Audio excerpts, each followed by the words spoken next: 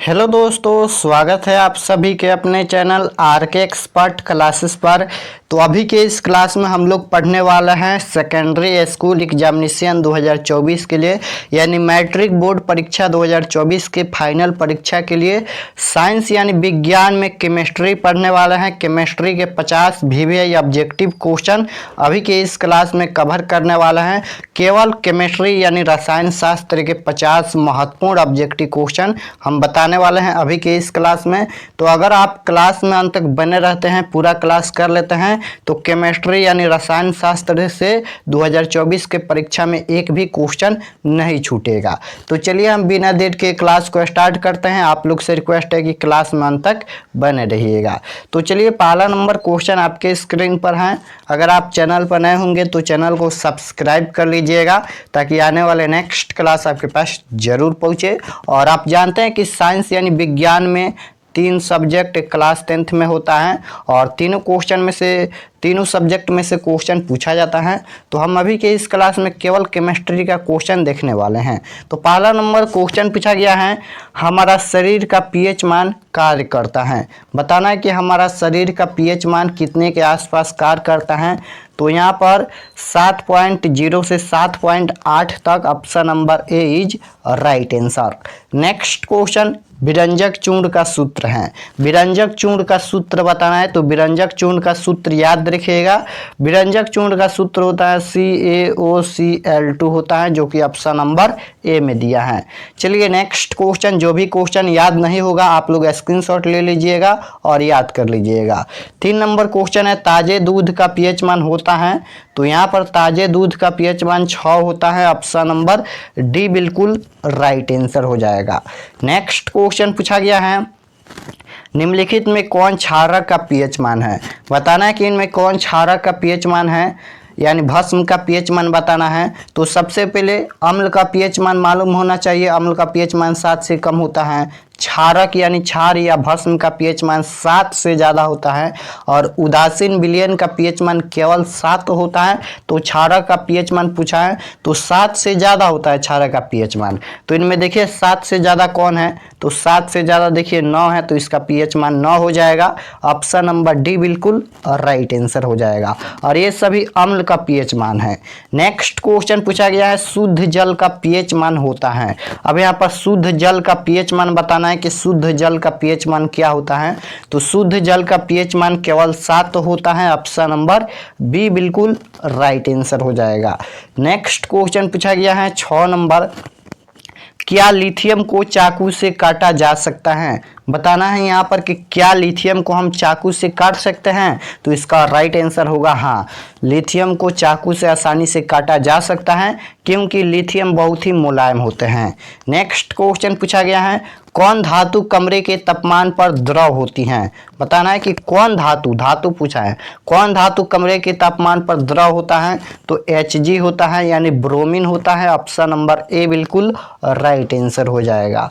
Next question पूछा गया है, निम्नलिखित में कौन सा तत्व ऑक्सीजन से संयोग नहीं करता। बताना है यहाँ पर कि निम्नलिखित में कौन सा तत्व है जो ऑक्सीजन से संयोग नहीं करता है। तो गोल्ड नहीं करता है। Option number C is right answer. Next question पूछा गया है, शुद्ध सोना को व्यक्त किया जाता है। बताना है यहाँ पर कि शुद्ध सोना को कितने कैरेट में व्यक्त किया जाता है। तो 24 कैरेट। ऑप्शन नंबर बी बिल्कुल राइट आंसर हो जाएगा। चलिए नेक्स्ट क्वेश्चन 10 नंबर क्वेश्चन पूछा गया है, कौन सा अधातु कमरे के ताप पर द्रव होता है। अब यहाँ पर अधातु पूछा है। ऊपर जो क्वेश्चन देखे थे वह धातु पूछा गया था कि कौन सा धातु कमरे के ताप पर द्रव होता है। तो धातु पूछा गया था तो हमने ब्रोमीन पर टिक लगाए थे। लेकिन यहाँ पर पूछा गया है कि कौन सा धातु कमरे के ताप पर द्रव होता है। अधातु पूछा गया है तो अधातु पूछेगा तो पारा हो जाएगा। Option number B is right answer. धातु पूछेगा तो ब्रोमीन। नेक्स्ट क्वेश्चन पूछा गया है, कार्बन है। कार्बन क्या है, धातु या अधातु या उपधातु या मिश्र धातु। तो कार्बन क्या है जी, तो कार्बन यहाँ पर अधातु है। ऑप्शन नंबर बी बिल्कुल राइट आंसर हो जाएगा। नेक्स्ट क्वेश्चन पूछा 12 नंबर क्वेश्चन है, अधातु के ऑक्साइड होते हैं।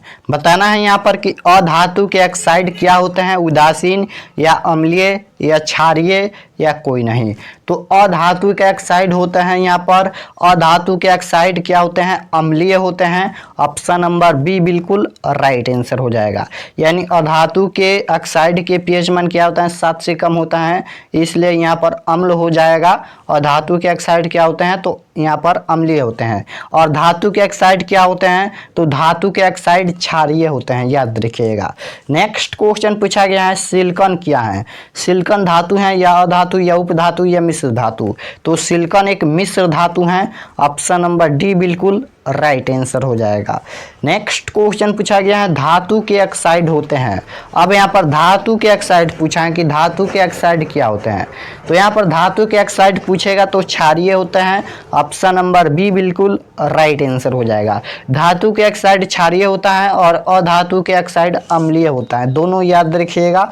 नेक्स्ट क्वेश्चन पूछा गया है, किस धातु को चाकू से सरलता से काटा जा सकता है। बताना है कि किस धातु को चाकू से सरलता से काटा जा सकता है, लोहा या तांबा या कैल्शियम या सोडियम और लिथियम। तो सोडियम और लिथियम को हम चाकू से आसानी से काट सकते हैं क्योंकि ये बहुत ही मुलायम होते हैं। चलिए नेक्स्ट क्वेश्चन 16 नंबर पूछा गया है, लोहा एक है। लोहा क्या है, धातु या अधातु या उपधातु या मिश्र धातु। तो लोहा एक धातु है। ऑप्शन नंबर ए बिल्कुल राइट आंसर हो जाएगा। धातु कौन होते हैं, तो जिसमें विद्युत धारा प्रवाहित होते हैं वह धातु होता है। और अधातु क्या होता है, जिसमें विद्युत धारा प्रवाहित नहीं होता है उसे हम अधातु कहते हैं। नेक्स्ट क्वेश्चन पूछा गया है, लोहे की परमाणु संख्या है। बताना है कि लोहे की परमाणु संख्या क्या होता है। तो लोहे की परमाणु संख्या 26 होता है, याद रखिएगा। ऑप्शन नंबर बी बिल्कुल राइट आंसर हो जाएगा। नेक्स्ट क्वेश्चन पूछा गया है, निम्न में कौन कार्बन के अपरूप है। बताना है कि निम्न में कौन कार्बन के अपरूप है। तो यहाँ पर क्या हो जाएगा, दोनों हो जाएगा, यानी ग्रेफाइट और हीरा दोनों। नेक्स्ट क्वेश्चन पूछा गया है, निम्न में कौन ऑक्सीकरण की क्रिया नहीं है। बताना है यहाँ पर कि निम्न में कौन ऑक्सीकरण की क्रिया नहीं है। तो यहाँ पर अक्षेपण ऑक्सीकरण की क्रिया नहीं है। ऑप्शन नंबर डी बिल्कुल राइट आंसर हो जाएगा।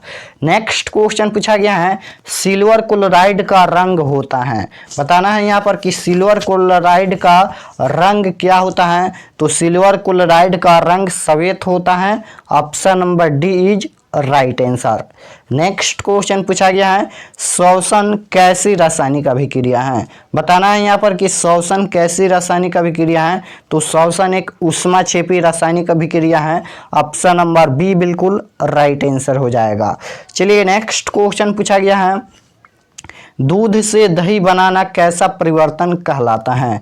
बताना है कि दूध से दही बनाना कैसा परिवर्तन कहलाता है। तो रासायनिक परिवर्तन कहलाता है। ऑप्शन नंबर बी बिल्कुल राइट आंसर हो जाएगा।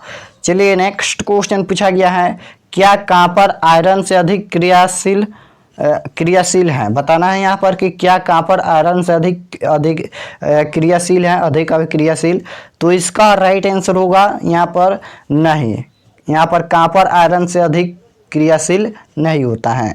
नेक्स्ट क्वेश्चन पूछा गया है, अम्लीय ऑक्साइड के विलयन के पीएच मान होता है। तो अम्लीय ऑक्साइड के विलयन के पीएच मान 7 से कम होता है। क्षारीय पूछेगा 7 से ज़्यादा होता है और उदासीन के 7 के बराबर होता है।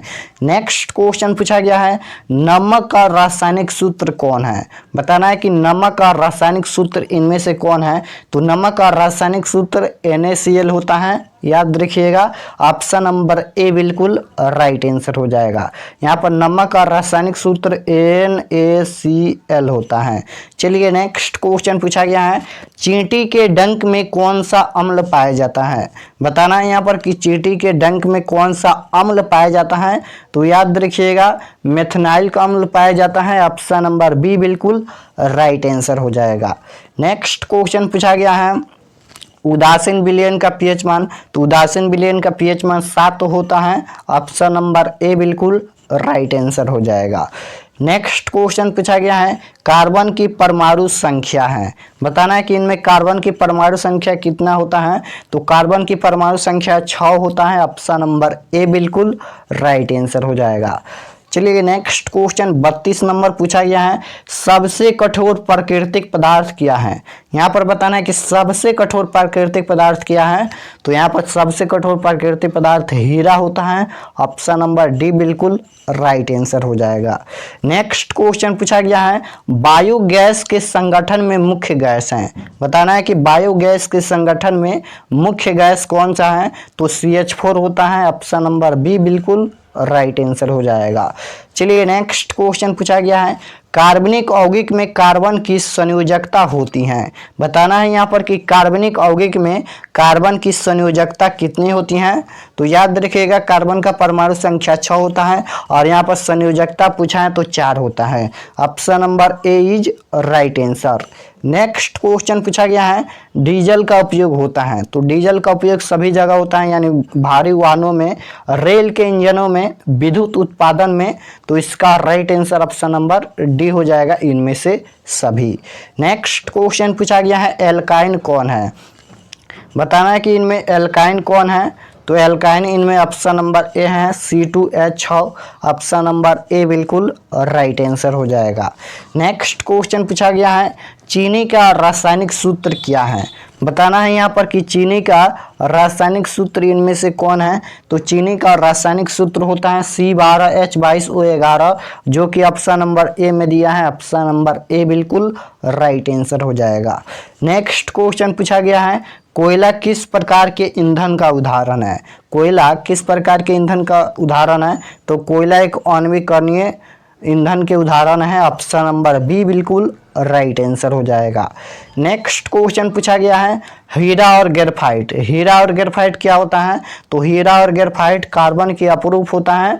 ऑप्शन नंबर बी बिल्कुल राइट आंसर हो जाएगा। नेक्स्ट क्वेश्चन पूछा गया है, आवर्त सारणी में दाएं ओर रखे गए तत्व क्या कहलाते हैं। तो आवर्त सारणी में दाएं ओर रखे गए तत्व अधातु कहलाते हैं। ऑप्शन नंबर बी बिल्कुल राइट आंसर हो जाएगा। नेक्स्ट क्वेश्चन पूछा गया है, अक्रिय तत्व कौन है। बताना है कि अक्रिय तत्व कौन है। तो अक्रिय तत्व यहाँ पर हीलियम है। ऑप्शन नंबर सी बिल्कुल राइट आंसर हो जाएगा। चलिए नेक्स्ट क्वेश्चन पूछा गया है, पोटेशियम की परमाणु संख्या कितनी होती है। बताना है कि पोटेशियम की परमाणु संख्या इनमें से कितनी होती है। तो याद रखिएगा पोटेशियम की परमाणु संख्या 19 होता है। ऑप्शन नंबर बी बिल्कुल राइट आंसर हो जाएगा। चलिए नेक्स्ट क्वेश्चन 44 नंबर पूछा गया है, सोना की परमाणु संख्या है। बताना है कि सोना की परमाणु संख्या कितना होता है। तो सोना की परमाणु संख्या 79 होता है। Option number C is right answer. Next question पूछा गया है, ऑक्सीजन की संयोजकता होती है। ऑक्सीजन की संयोजकता 2 होती है। ऑप्शन नंबर यहाँ पर सी इज राइट आंसर। चलिए नेक्स्ट क्वेश्चन पूछा गया है, आवर्त सारणी में कितने आवर्त होते हैं। अब यहाँ पर देखिए आवर्त सारणी में कितने आवर्त पूछा है। तो आवर्त पूछेगा तो 7 होता है और आवर्त सारणी में कितने वर्ग होते हैं तो 18। लेकिन आवर्त सारणी में कितने आवर्त होते हैं तो 7 होता है, याद रखिएगा।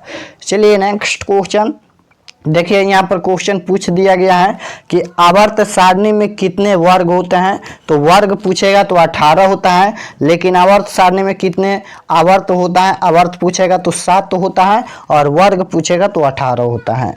चलिए नेक्स्ट क्वेश्चन है, मेंडलीफ ने अपने आवर्त सारणी तैयार करने में कौन सा मापदंड अपनाया।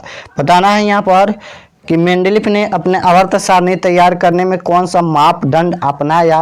तो इसका right answer option number C हो जाएगा, यहाँ पर परमाणु भार। नेक्स्ट क्वेश्चन पूछा गया है, टूथपेस्ट कैसा होता है। बताना है कि टूथपेस्ट कैसा होता है। तो टूथपेस्ट यहाँ पर क्षारीय होता है। ऑप्शन नंबर बी बिल्कुल राइट आंसर हो जाएगा। चलिए लास्ट क्वेश्चन पूछा गया है, यहाँ पर सिरका में कौन सा अम्ल पाया जाता है। बताना है कि सिरका में कौन सा अम्ल पाया जाता है। तो सिरका में यहाँ पर एसिटिक अम्ल पाया जाता है। ऑप्शन नंबर ए बिल्कुल राइट आंसर हो जाएगा।